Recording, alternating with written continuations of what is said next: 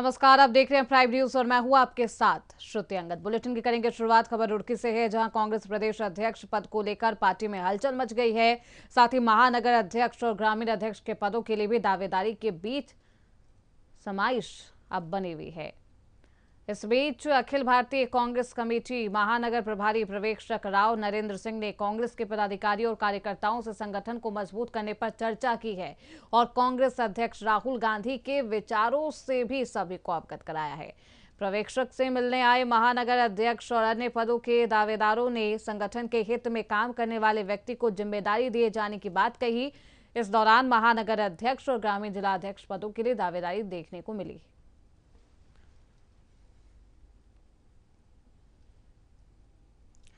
तो हाईकमान अध्यक्ष पदों पर अंतिम फैसला देगा और अध्यक्ष पद को लेकर अब संगठन में खींचतान और गुटबाजी देखने को मिल रही है, जिसको लेकर अब सियासी हलचल तेज है।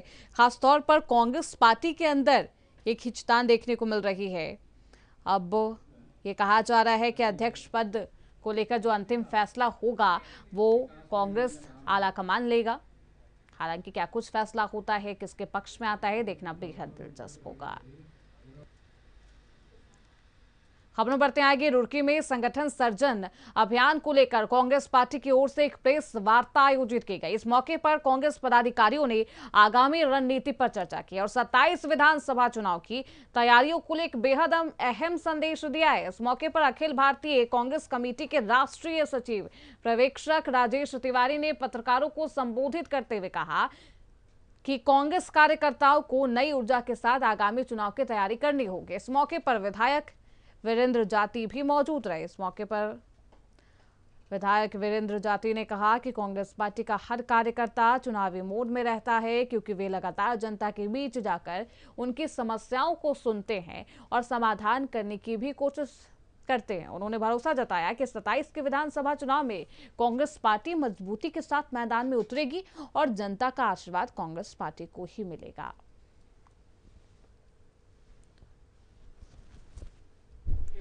तो संगठन सृजन अभियान को लेकर कांग्रेस की ये प्रेस कॉन्फ्रेंस कांग्रेस की तरफ से की गई।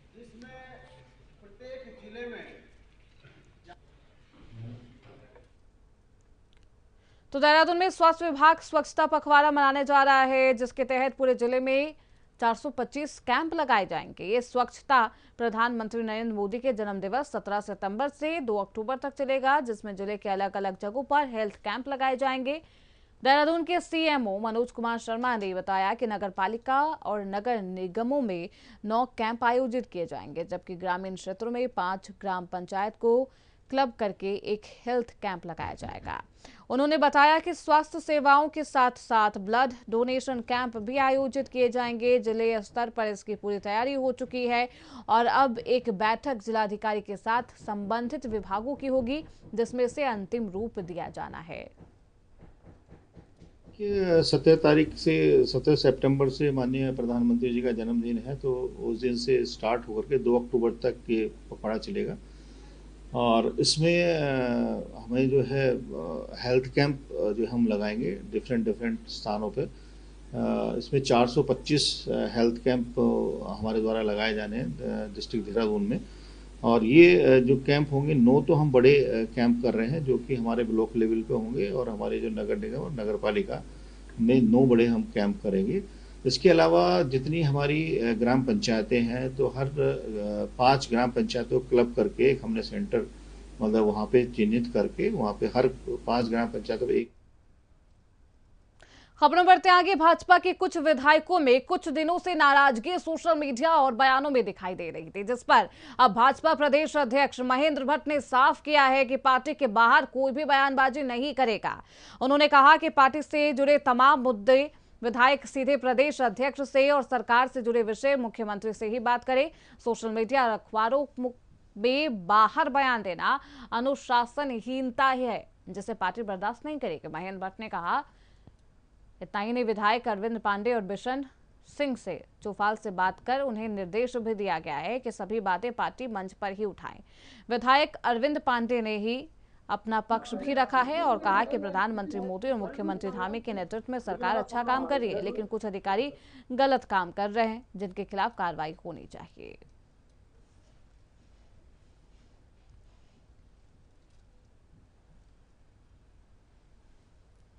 देखिए वो सिर्फ इतनी बात है। देखो कई बार कहने का जो भाव होता है, आवेश होता है, वो कई बार ज्यादा बड़ा हो जाता है, विषय छोटा हो जाता है।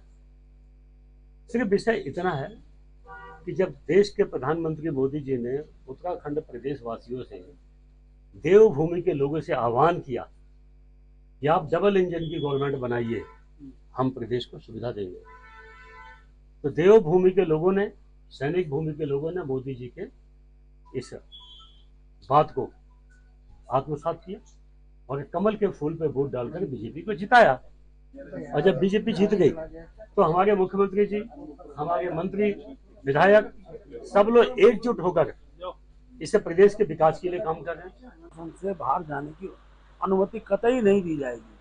और हमने अपने सभी विधायकों को, दायित्वधारियों को कहा है, कोई विषय है अगर वो संगठन से जुड़ा हुआ है तो मुझसे बात करें, सरकार से जुड़ा है मुख्यमंत्री बात करें, लेकिन सोशल मीडिया के माध्यम से, समाचार पत्रों के माध्यम से इस प्रकार के विषय, जो विषय अनुसार के दायरे में आते हैं, उस विषय में पार्टी बहुत सख्त एक प्रकार से सख्ती से लेगी और इस प्रकार की अनुमति हम किसी को। खबरों बढ़ते आगे। खबर उत्तराखंड के चमोली से है, जहां विकास खंड ज्योतिर्मठ मुख्यालय के ठीक सामने 13,000 फीट की ऊंचाई पर शिखर घाटी में मौजूद चिनाब वैली है। इस चिनाब वैली ट्रैक को इस साल 2025 से 2026 के लिए ट्रैक ऑफ द ईयर घोषित किया गया है, जिसका मुख्य उद्देश्य इस हिडन वैली ऑफ फ्लावर्स चुनाब घाटी ट्रैक को पर्यटन मानचित्र में स्थापित करना है। इसके साथ ही खूबसूरत थेंग सोना शिखर वैली में शीतकालीन पर्यटन को बढ़ावा देना है। बता दें कि साल 1988 में पहली बार इस अनछुई फूलों की घाटी के प्रचार प्रसार सहित इसको आम पर्यटकों और ट्रैकरों के सामने रखने का प्रयास किया गया था। ये घाटी पूरे ज्योतिर्मठ क्षेत्र में खुशी की लहर है। पर्यटन विभाग चमोली ने यहाँ करीब 300 पथारोहियों को स्थानीय पंजीकृत ट्रैकिंग एजेंसियों के माध्यम से पहले आओ पहले पाओ के जरिए इस ट्रैकिंग रूट पर सब्सिडी भी दी जाएगी। तो चिनाब वैली अब आकर्षण का केंद्र बन चुका है। सरकार इस पर खास ध्यान दे रही है ताकि पर्यटन को बढ़ावा मिल सके।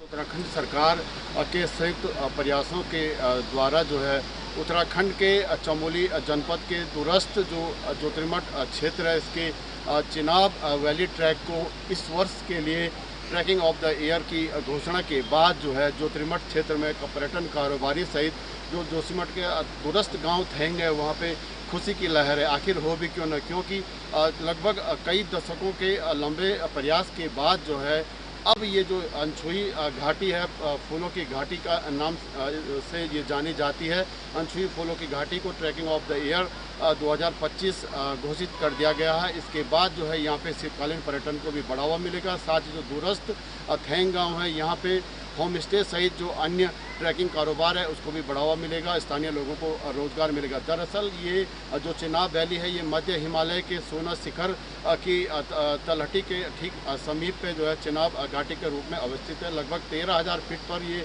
मौजूद ये घाटी जो है अभी तक पर्यटकों के उस मानचित्र से जो है ओझल थी और इक्का दुक्का पर्यटक ही यहाँ पर पहुँच पाते थे। अब जबकि पर्यटन विभाग की पहल पे इस घाटी को जो ट्रैकिंग ऑफ द ईयर घोषित कर दिया गया है, यहाँ पे पर्यटन कारोबार भी बढ़ेगा और ये चिनाब वैली जो है पर्यटकों के साथ साथ उत्तराखंड के पर्यटन के मानचित्र पे भी जगह बनाएगी। प्राइम न्यूज़ के लिए ज्योतिर्मठ से संजय कुमार, उत्तराखंड पर्यटन विकास परिषद।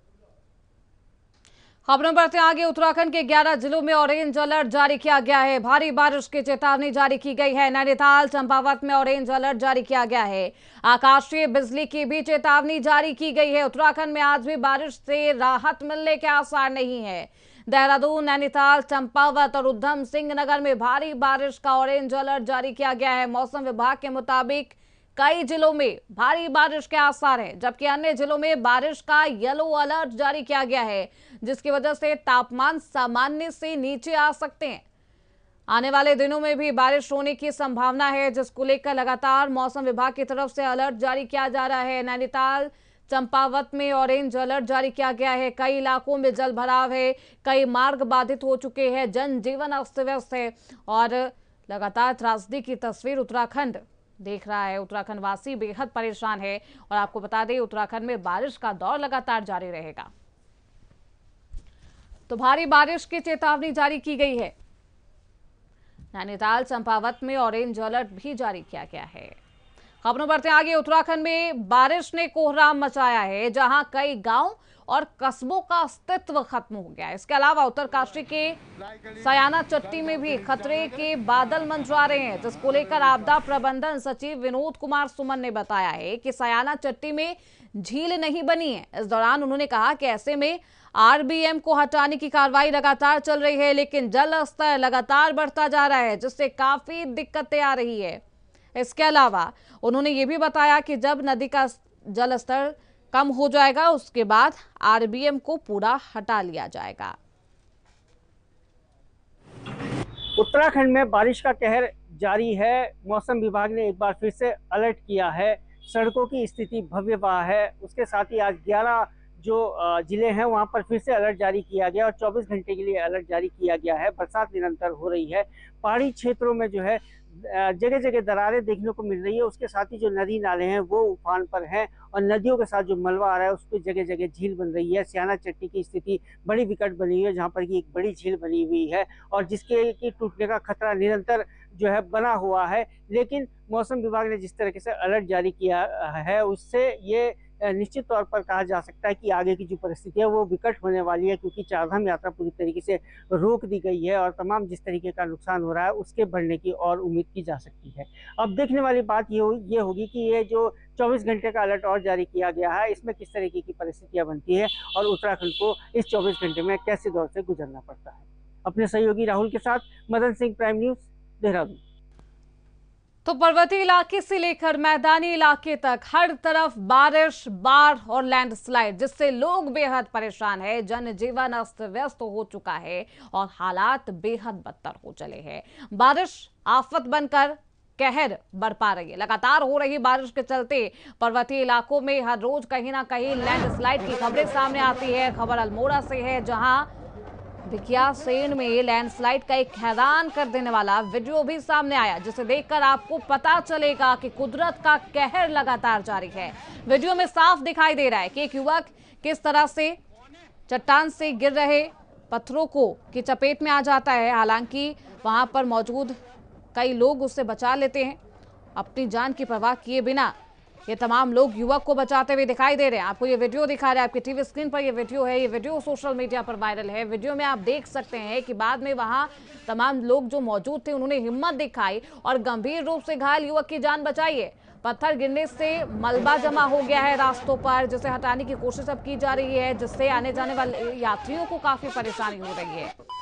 ये तस्वीरें भी सोशल मीडिया पर वायरल है। देखिए किस तरीके से चट्टान यानी कि लैंडस्लाइड की घटना फिर से सामने आई है। देहरादून में बारिश का कहर लगातार जारी है और लैंडस्लाइड की घटना लगातार आ रही है। लैंडस्लाइड की चपेट में एक युवक आ गया है जो कि बेहद बुरी तरीके से घायल हो गया है। हालांकि वहां पर जो लोग मौजूद थे उन्होंने इस युवक को बचाया है। युवक घायल है, उसका इलाज जारी है। ये वीडियो लैंडस्लाइड की है, जहां पर इस तरीके से लैंडस्लाइड की घटना होती है और इस भूस्खलन में एक युवक उसकी चपेट में आ गया है। युवक गंभीर रूप से घायल बताया जा रहा है। तो उत्तराखंड की ये तस्वीरें हैं जहां पर कुदरत का कहर लगातार जारी है और ऐसी त्रासदी आप देखिए इन तस्वीरों में किस तरीके से भयावह ये तस्वीरें लगातार सामने आ रही है। हमारे साथ हमारे सहयोगी रजनीश दीक्षित इस खबर पर हमारे साथ जुड़ चुके हैं फोन लाइन पर। रजनीश, क्या कुछ है ये पूरा मामला? युवक को बचा लिया गया है, युवक की स्थिति कैसी है अब? आपको बताऊं कि उत्तराखंड में लगातार आफत की बारिश का कहर जारी है। लैंडस्लाइड हो रही है। ये जो तस्वीर आप देख रही हैं ये अल्मोड़ा जनपद की है, जहां पर राहगीर से गुजर रहे थे तो ऊपर से लैंडस्लाइड होने लगा। तो उस लैंडस्लाइड के दरमियान एक व्यक्ति चपेट में आ गया जो बुरी तरीके से जख्मी हो गया और लगातार पत्थर गिर रहे थे। तो वहां पर एक स्थानीय पहाड़ी युवक ने बेसिकली बहादुरी का परिचय देते हुए लैंडस्लाइडिंग के बीच में जाकर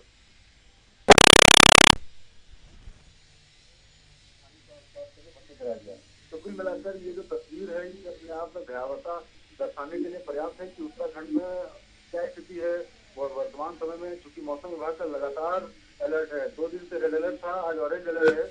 आज भी भीषण बारिश के मौसम विभाग ने चेतावनी जारी की है, जिसके मद्देनजर स्वास्थ्य महकमे से लेकर सभी स्थानीय प्रशासन अलर्ट मोड पर है और सभी रजनीश, हम तस्वीरों में देख सकते हैं वहां पर जेसीबी पहले से ही मौजूद है, यानी कि जहां पर मलबा लगा हुआ था उसे हटाने का काम लगातार जारी है। ये बेहद खाई वाला इलाका है, संवेदनशील इलाका है, लगातार लैंडस्लाइड की घटना सामने आ रही है। क्या इसके बावजूद भी प्रशासन ने इस रास्ते को बंद नहीं कराया था या कोई चेतावनी प्रशासन की तरफ से जारी नहीं की गई थी इस रास्ते को लेकर, इस मार्ग को लेकर? देखिए, मैं आपको बताऊं कि भारतीय सर्वेक्षण संस्थान ने लैंडस्लाइड जोन को लेकर एक व्यापक सर्वे किया, जिसमें उत्तराखंड जो है देश के टॉप 3 स्टेट में है जो सबसे ज्यादा लैंडस्लाइडिंग जोन है।